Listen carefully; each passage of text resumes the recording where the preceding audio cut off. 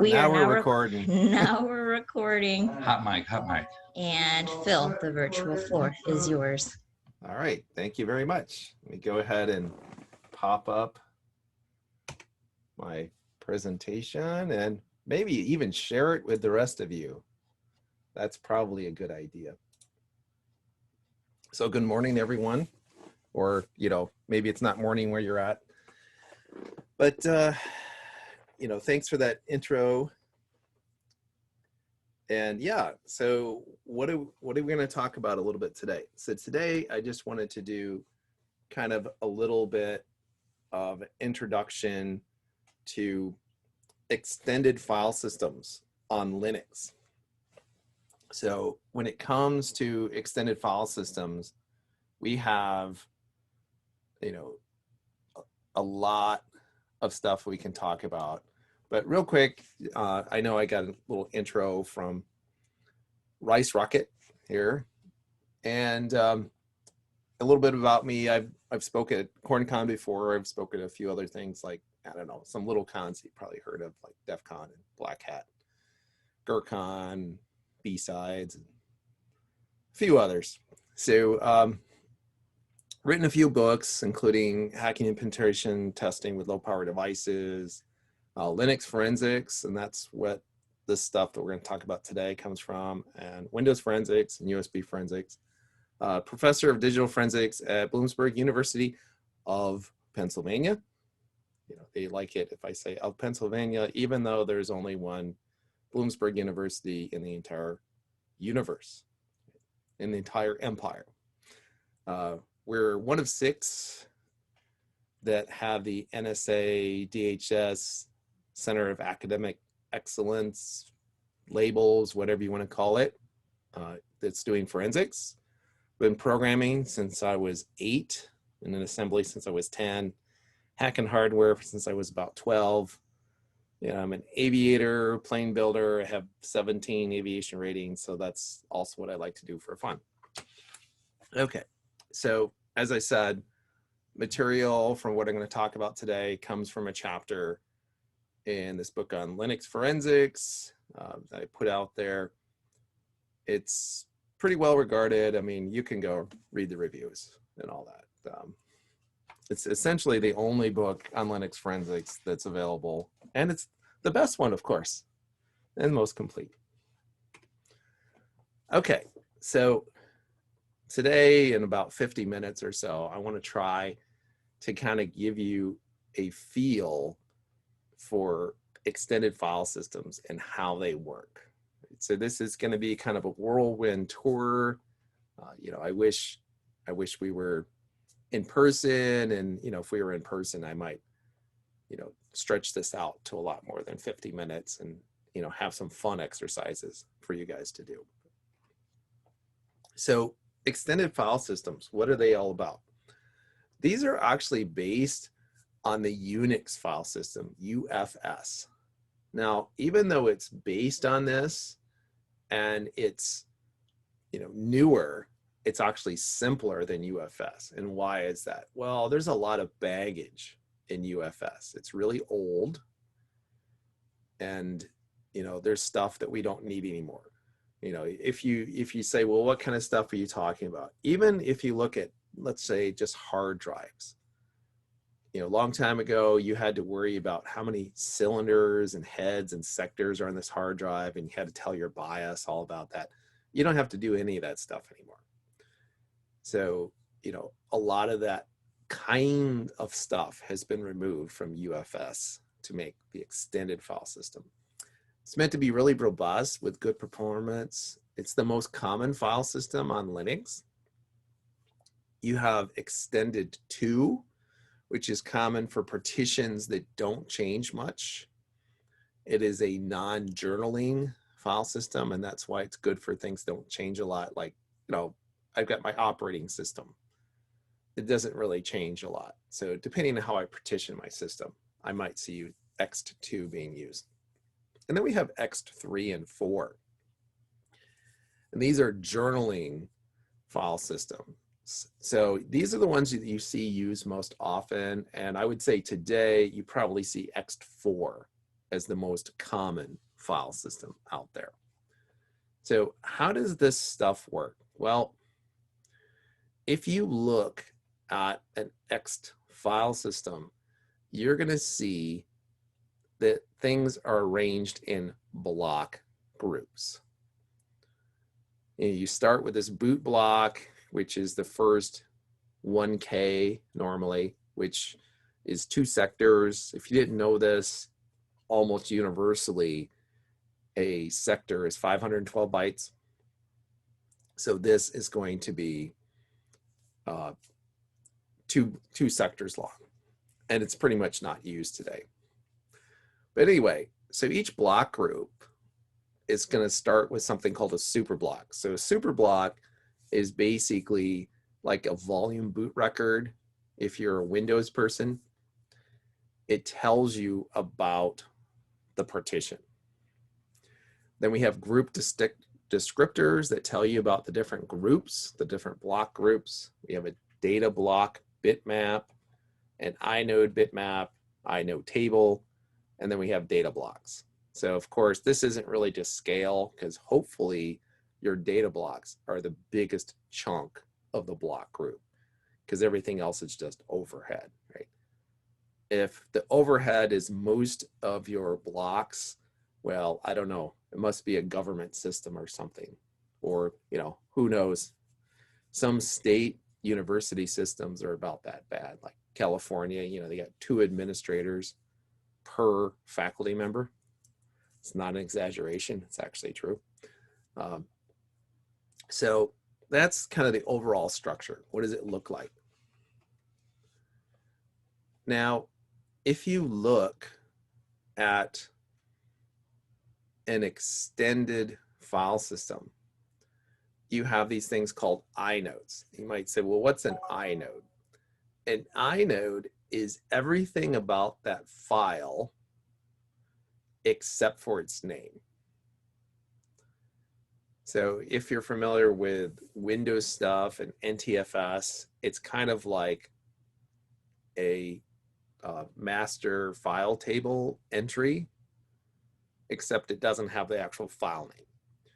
So if you look at how a file is referred to on an extended file system, it's simply a matter of saying, hey, here's the inode for this file.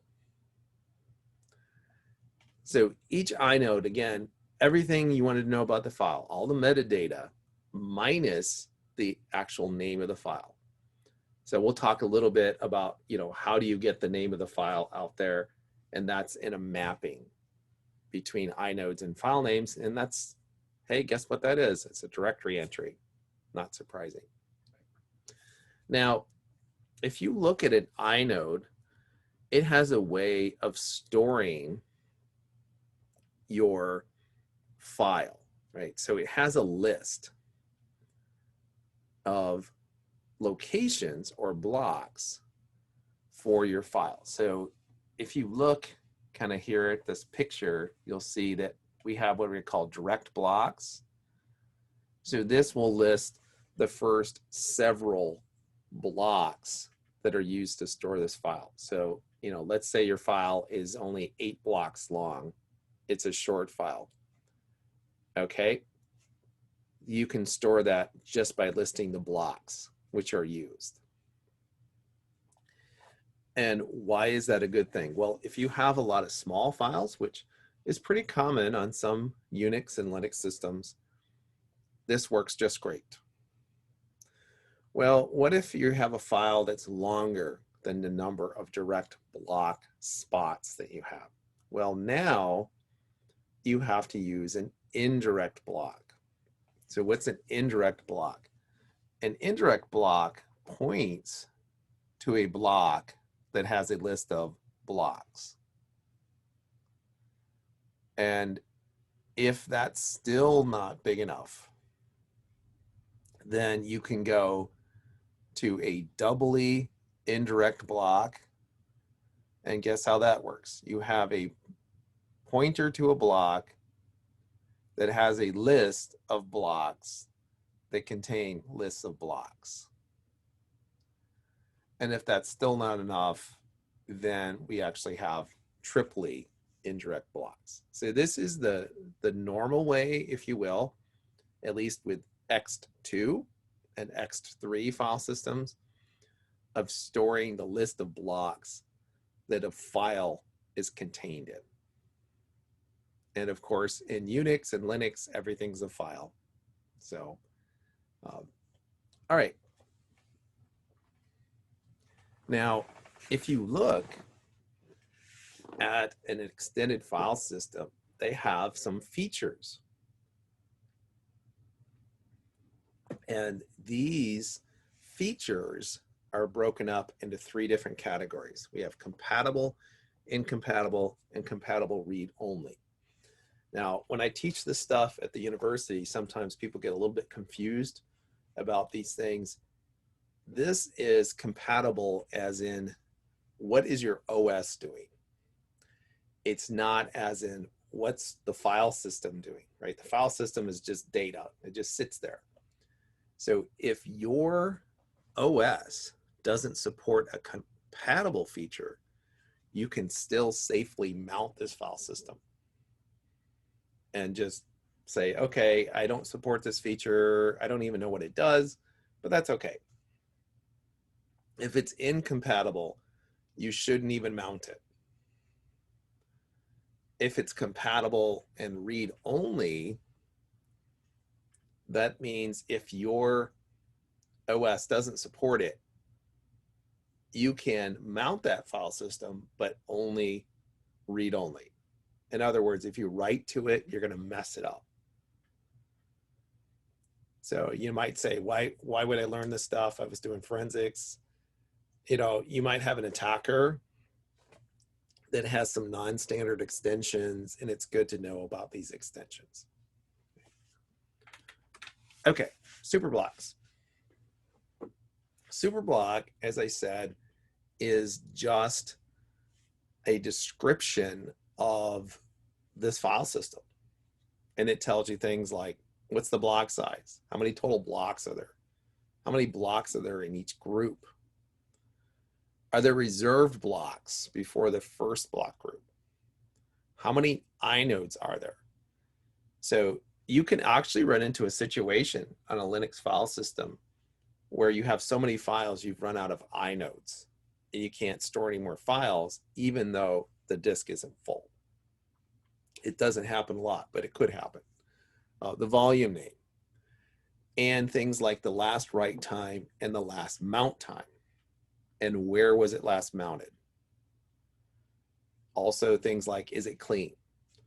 Right. Now, here's the important bit from the superblock. You know, if you're looking at this in terms of, you know, if you're trying to do forensics on an extended file system, you got to be careful, because if I mount an extended file system and I don't have the correct flags, guess what it's going to do? It's going to write into the superblocks. It's going to say, here's the last time that this thing was mounted, and here's where it was mounted. What's going to happen to my evidence, right? You know, I'm going to take a hash of this thing when I make an image, of course, and boom, if I rehash it, it's going to change. So you got to be careful when you're dealing with an extended file system if you're trying to do forensics on it. You know, if you have, say, a Windows system and you take like a thumb drive and you plug it into your Windows box, it will instantly destroy all evidence, because Windows will write to that thing just to find out about it and find out about its speed and some other stuff. It actually will create a file. And if you look at it quick enough in your file browser in Windows, you can actually see this file get written and then deleted, which again would completely destroy your data. Okay, so if you want to get information on an extended file system, you can actually use some built-in commands on your Linux box, such as stat, stat for statistics. So you can stat a mount point, or you can do the file command on the device itself. So let me do something dangerous here. It's always dangerous to do this kind of stuff, isn't it? Let me just try. Let me do a stat F, and I want to do this on my mount point. Well, I'm going to try my root directory. All right. So this is telling me, hey, what is this? What kind of file system is it? Block size is 4K or 8 sectors. How many blocks? How many inodes? How many of them are free? I can also do the file command -s capital L on dev sda1, and it's going to tell me, what is this?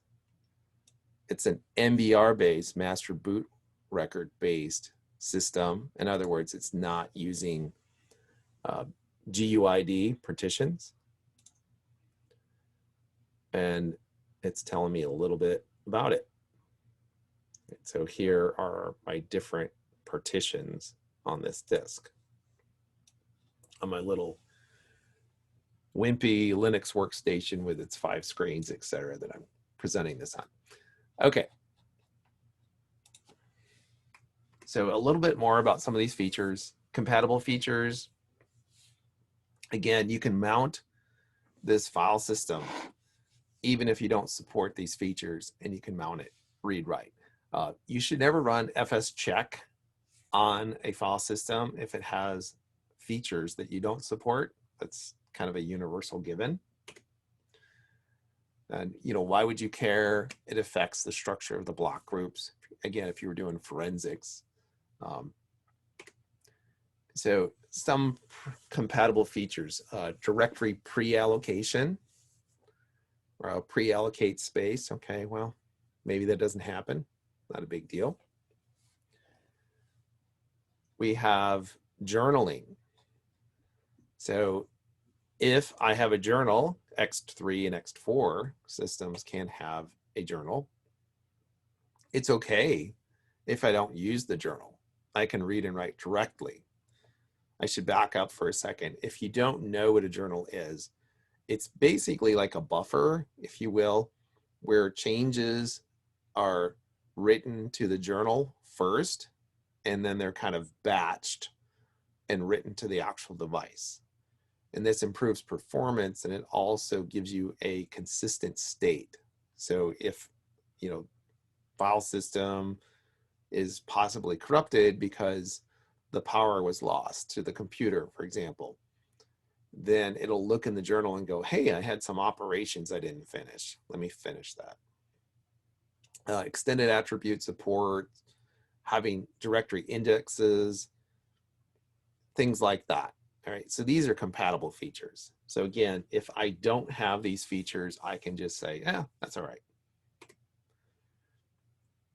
Some of the features affect the layout, like the resize inode, that's extra space for future expansion in that group descriptor table. And the sparse super 2, where super blocks by default are in every block group. It's very redundant.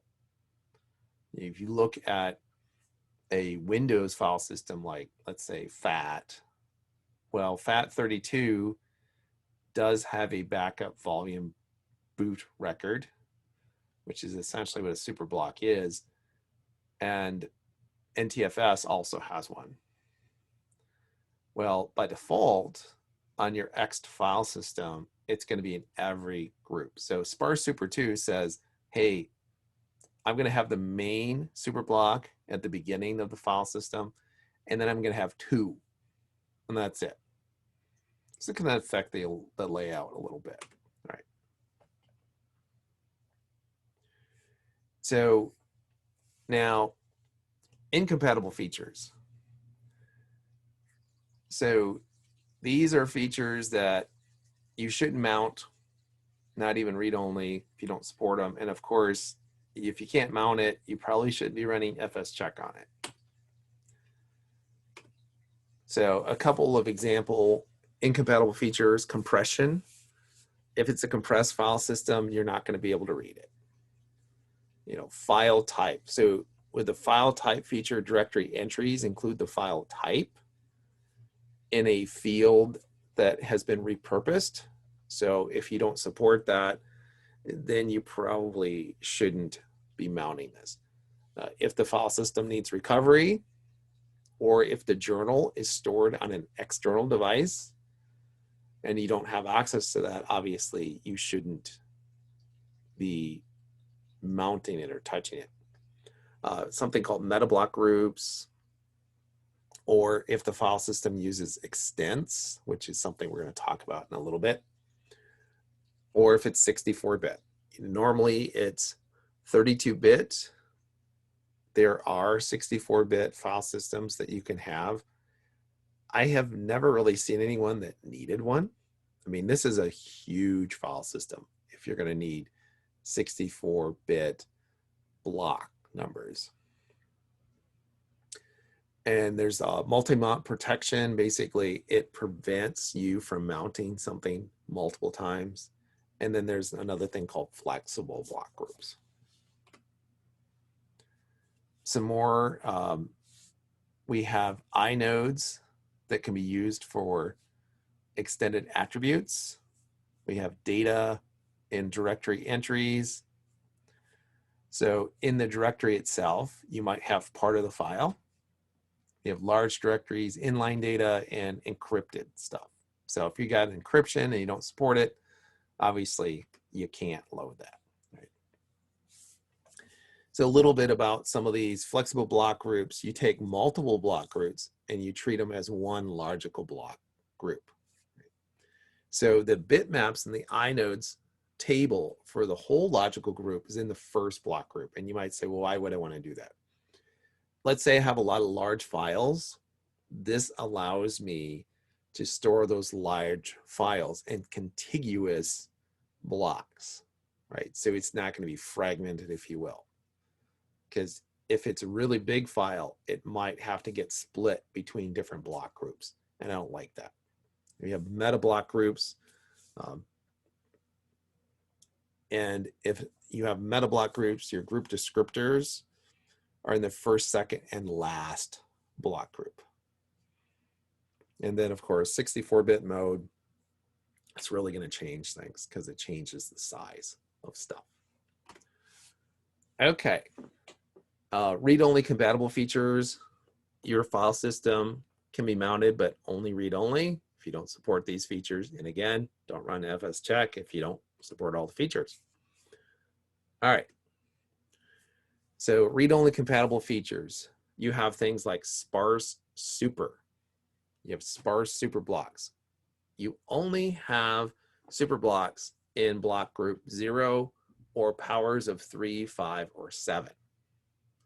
We have large files, which means that you have files larger than 2 gigabytes.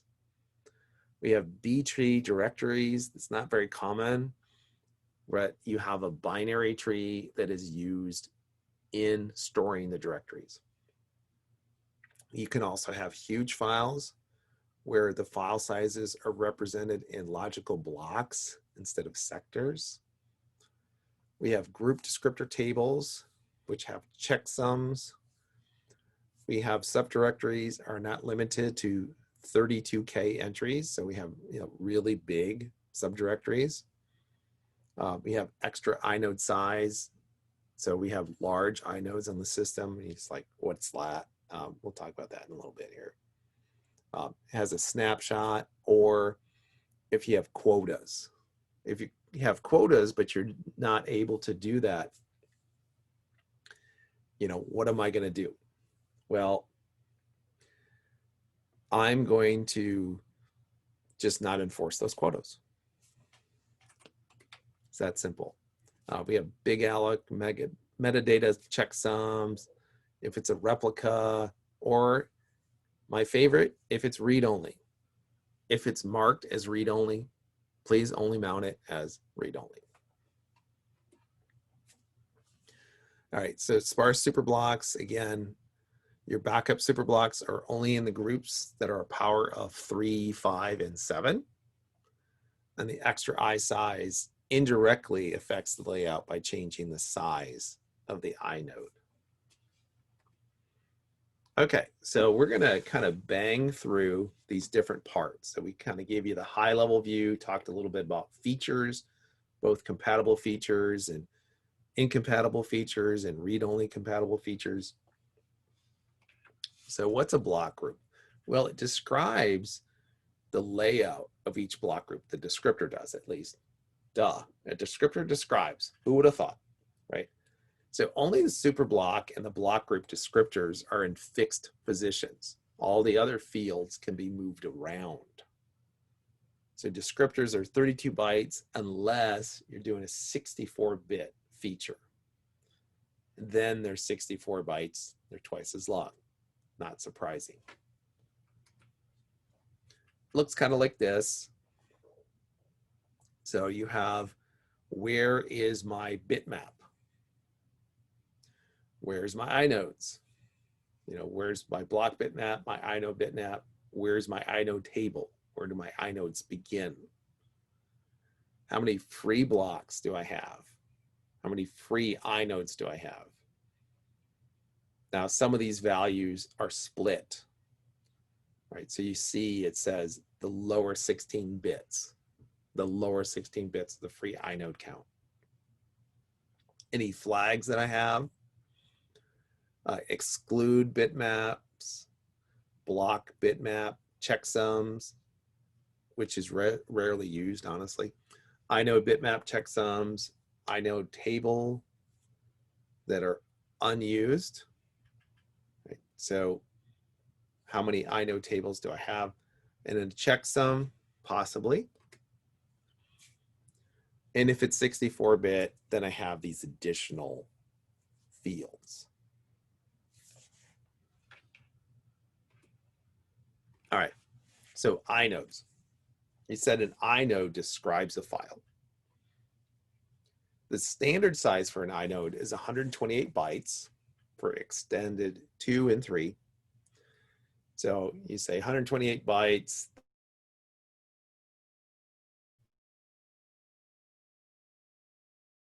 If I have a 1K block.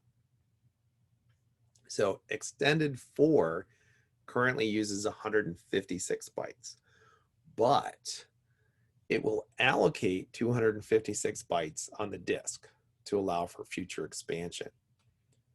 So here's the top math problem for the day. How much extra space do I have? Well, that's 256 divided, or subtracting 156 from that. That would be 100. It's 100 bytes extra space. So how do you know where an inode is? First, you have to figure out the block group. So you take the inode number minus 1, and then you take the inodes per group and you divide that inode number by that number. And then it'll tell you which block group you're in. Within that block group, you need to find, where am I? What's the index, if you will, the offset into the table? It's going to be that inode number, again, minus 1,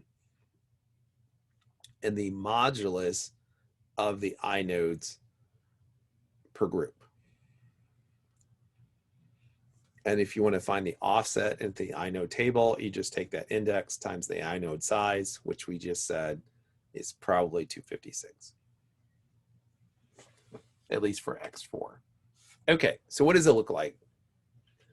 Well, we have a bunch of stuff in there. We have the file mode and type. We have the user ID, who owns the file, what's the size of the file. Then we have the access time, change time, modify time, and delete time if it's been deleted. And this is stored in seconds from the epoch, January 1st, 1970, Universal Coordinated Time. Then we have the group ID, then the hard link count. Now, if you're familiar with NTFS, it also will have a hard link count. And basically that says, how many names do I have, if you will? Then any flags, the version. Some of this stuff is kind of esoteric and you don't really need to know about it.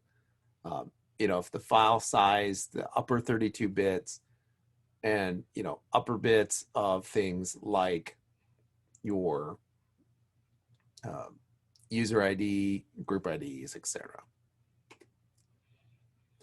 Okay, now we said these are 128 bytes, but if you have an Ext4 file system, they're going to be bigger. So how much bigger? Well, these are the extra fields. And we have a couple of things, such as extra precision on some of these timestamps.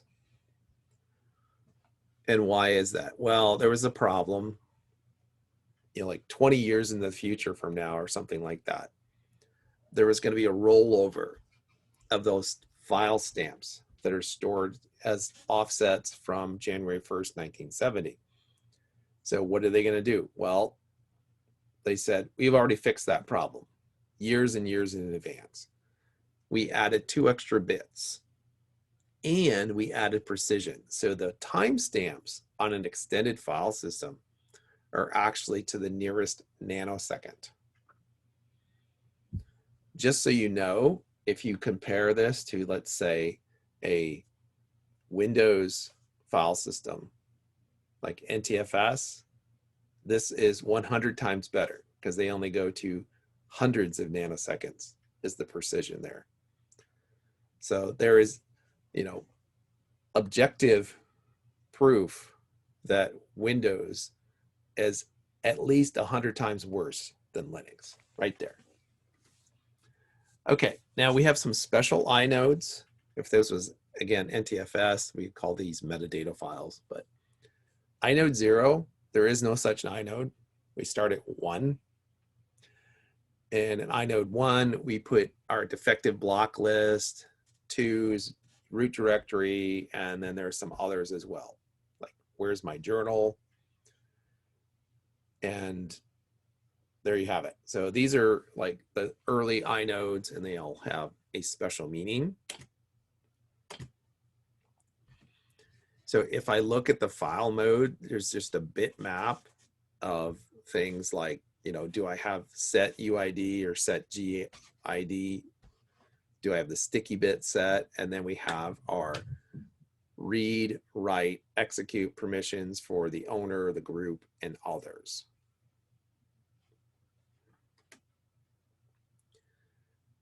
Then we have some of these flags. They're a little bit weird, some of them, like, you know, file tail not merged, or data written through journal, or, you know, directory has hashed indexes. So some special cases here.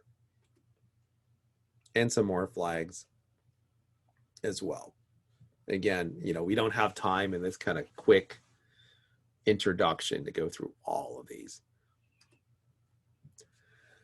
All right, so I know timestamps. Again, we have these timestamps in the lower 128 bytes.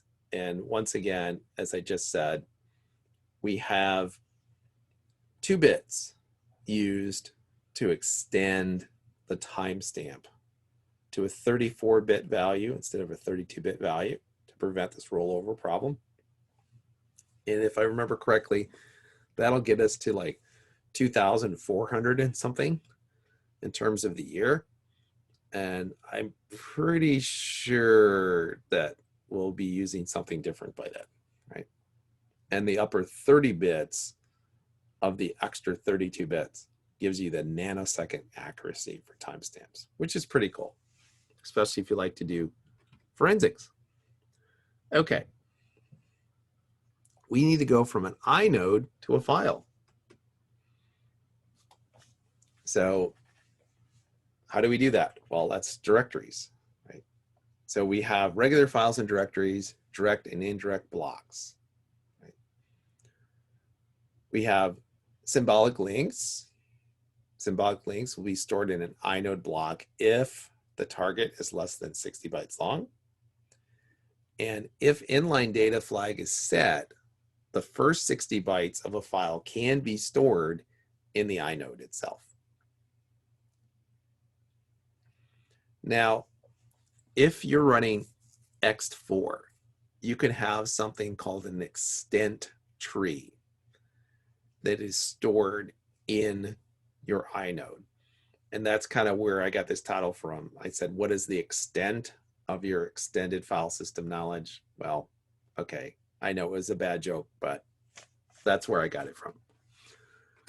So a little bit more about direct and indirect blocks. So we said before, I had a little picture and I said the first 12 blocks point to data blocks.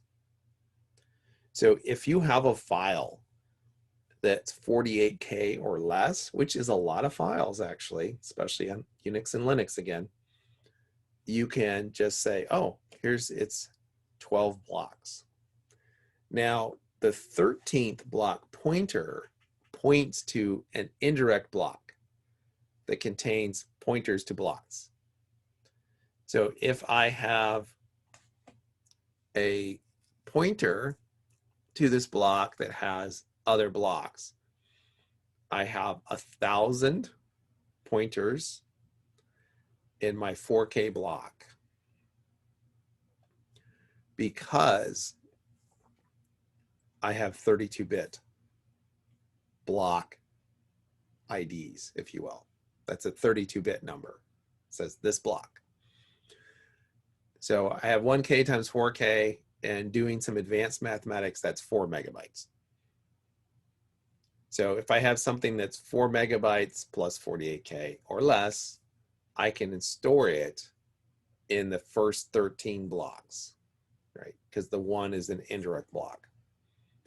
Well, what if I get larger than that? Well, now the 14th block is a doubly indirect block that points to a block containing block pointers. So now I have 1K times 1K times 4K, or 4 gigabytes. And what if I get larger than that? Now I have the ability to point to a block that points to blocks containing double indirect blocks.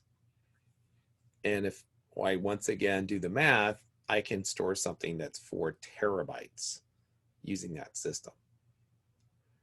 So I can store things that are really, really large. I can have very, very large files on my file system. But how efficient is that? Well, maybe not terribly efficient. So Ext4 has these things called extents, where they use a tree structure. So there are 3 kinds of entries in the tree. We have a header, an index, which is kind of a middle node in this tree, and an extent, that's the leaf node. So here's the extent header. So what do? They repurpose those 60 bytes, right? So I have 15 entries times 4 bytes, 60 bytes, and they repurpose it. Instead of listing data blocks, they say, hey, we're using extents. So if you look back in this presentation to where I talked about incompatible features, if you don't support extents and this file system uses them, you're not going to be able to read this. I actually had a couple of folks contact me and they said, hey, I'm trying to do some forensics on extended file systems. I'm like, oh, okay, that's interesting. And then they said something crazy like, yeah, I'm using Windows. I'm like, what? What are you doing that for? Or, I'm using my Windows scripting language to do that, PowerShell. And like, I keep getting sent to these really funny places, like blocks that don't exist. Well, the reason for that is they kept looking at this block at F30A. And it's like, there is no such block. So it has a magic number. That's just a marker that says, hey, it's not a real block here.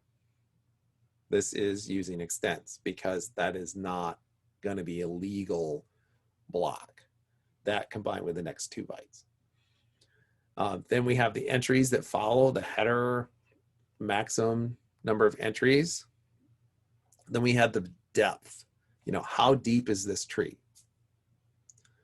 If the depth is 0, then I'm pointing at data blocks. If it's 1 to 5, this node points to other extents. And then we have a tree generation. Then we have an index. Again, this is the middle node, if you will.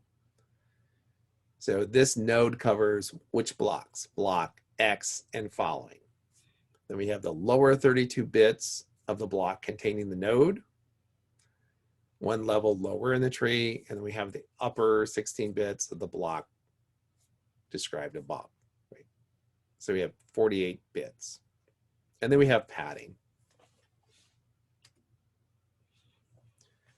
Now, if it's the node, it's in a leaf node, I have the first block, and then the length, and then we have the starting block, and then we have, we had the block count, right? So it's kind of like data runs in NTFS, if you're familiar with that. I mean, it's not stored the exact same way, but it's kind of similar. So if we go back a step and we say, all right, I have my data blocks, and I had block groups where I said, I got a large files, and I want to make some of those files contiguous. Well, if I'm using extents, I can possibly store a very large file using 1 extent. And if you think about that, and how would that compare to using the older system where I'm going to go to a, direct block, indirect block, doubly indirect, and possibly triply indirect blocks, that is going to be really, really complicated. And how many blocks am I going to use just to store all of these stinking blocks, right? So I have blocks that are being consumed to lists of blocks. So you can see where, in terms of performance, this is going to be bad, right? If you don't have extents enabled and you have a lot of large files, it's going to take a while to retrieve all that, because you have to go through so much information. And also, in terms of efficiency, you're taking up a lot of space to store the lists of blocks that contain your files. And now things are definitely not in the same block groups, which is not as efficient.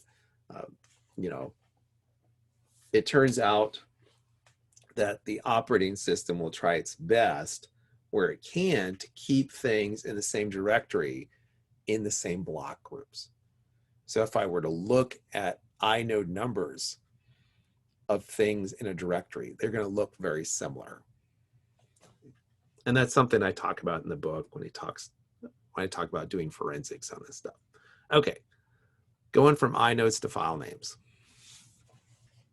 That's what a directory is. It just maps the names to the inodes. So each directory is treated like a file. Duh, it's Linux. Of course, everything's treated like a file. And how does this work? So you have an entry, and you have an offset. It starts at 0, and then of course you have your inode. So that's 4 bytes. How long is this record? What is the name length? And then we have the name. So you can have up to 255 characters for a name. Now, you might notice I have 2 bytes to store the name length. And I just told you the maximum length is 255 characters. So it seems to me like I wasted a byte. Well, if I have the file type feature enabled, guess what I'm going to do now? Now I have a 1 byte name length, and I use the extra byte to say, what kind of file is this? This is another incompatible feature. If I don't support it, I'm going to be confused. Is it an unknown file type? Is it a regular file, directory, character block, or character device, block device, FIFO, or named pipe, if you will, socket, symlink? So now I can store this information in the directory entry, and I don't have to actually go to the inode itself. So this is an efficiency thing.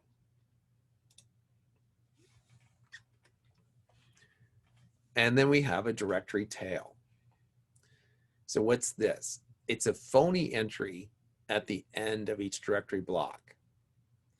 And it's used to pretty much say, hey, on the end, and it has a checksum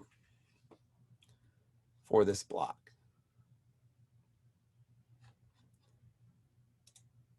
Now, earlier we talked a little bit about some of these things like hash directories. So how does that work? They use hashes so that you can more quickly search through directory entries. And what they do is they kind of fool the old systems by putting them after this directory tail. So if you have a system that doesn't support hash directories, it just ignores these. So it's okay. You can still load this file system. You can mount it. So they're stored in a hashed balance tree or an H tree. And it stores things like the dot and dot entries at the start of the block. You know, dot is a pointer to this thing, dot to my parent. Which, if you look at like a lot of the Windows file systems, like FAT, they actually do that. All right. We can do, a root hash directory block. What does it look like? And, what's the actual directory block look like? And this is just a little more detail there, right? Okay, inodes and extended attributes. So Linux supports extended attributes. And where can you store these things? You can store it in that extra space between the inodes. So you got 256 minus the inode size, which is usually 156. So you got 100 bytes. Or you can put them in data block that's pointed to by file ACL in the inode. There's a field there. So first use for this stuff was in access control lists or ACLs. So there are a lot of commands out there that you can use in the command line that might start with the ACL. But you can store pretty much anything you want in there. You can start it with a user dot, sort of a namespace, if you will. So if you're using ACLs, you have to make sure that you have the right kernel options if you're running like an older system. So how does it work? If you're storing this in an inode, you have to start with a magic number. And again, why a magic number? So that, it's not going to get confused. And then you have a reference count. How many people are, pointing at this, the blocks used to store it, a hash value, checksum, and your actual attribute. Now, if I look at my extended attributes, there's this name prefix, and I said, user dot. And why do they do this? it would be super inefficient if I wanted something like, especially this system POSIX ACL access as my prefix, and I had to store that stinking string all the time. It would be very annoying. So instead, what I do here is I will store the prefix, and I have some standard prefixes. So I can store all kinds of stuff in these attributes. What kinds of things have I seen stored there? Attribution, right? Let's say I download an image off the internet. It can store where I got it. So if I take that same image, I don't know, let's say I downloaded a bunch of images from one of my websites, and you went out and wrote your own book on Linux forensics or something like that. These images would potentially be tagged as coming from me.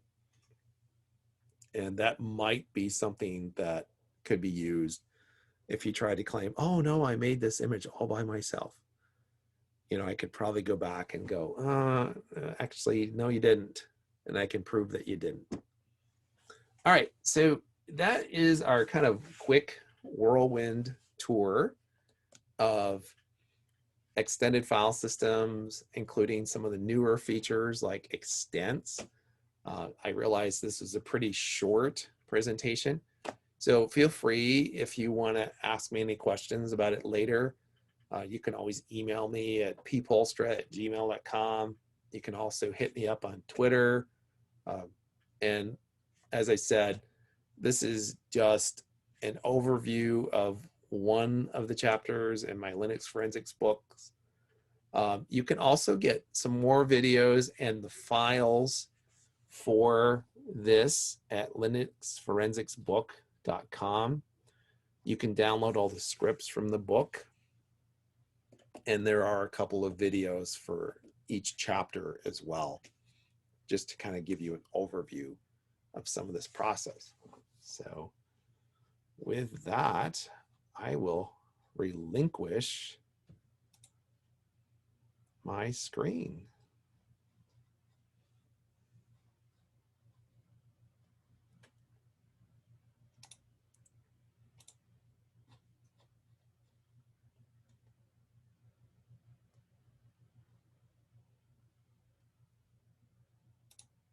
And let me go ahead and real quick, just kind of show you that website.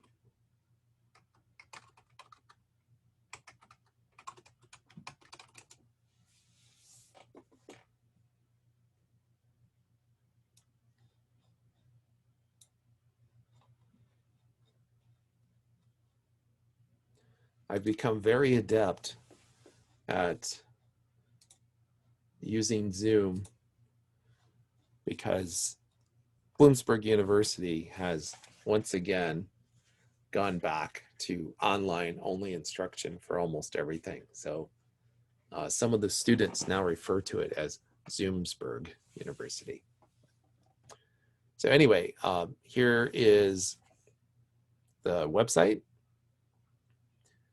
And if you look under downloads, you'll see things like code, and you can download all the scripts from that. And then there are some videos as well from the book. So hopefully this was useful, and thanks for coming. Thank you, Phil. Great presentation. So we are going to have a short intermission, and I might play some Family Guy on this track. So feel free to stay or hop on any other tracks and get your learn on. Phil! Hey, nice to see you guys. Back at 12:30, yep. Thanks, Phil. See ya. Have a good day.